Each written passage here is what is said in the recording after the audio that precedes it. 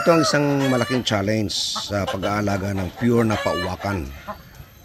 Masyado kasing vicious itong mga manok na ito. And they fight. Sometimes they fight to the death. Ito mga babae. But look at them. They've been fighting for about 30 minutes now. At walang gustong sumuko.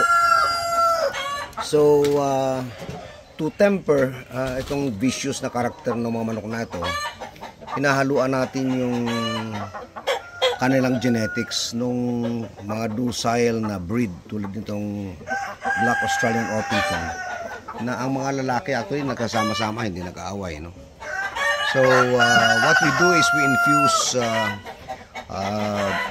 a docile breed into this very vicious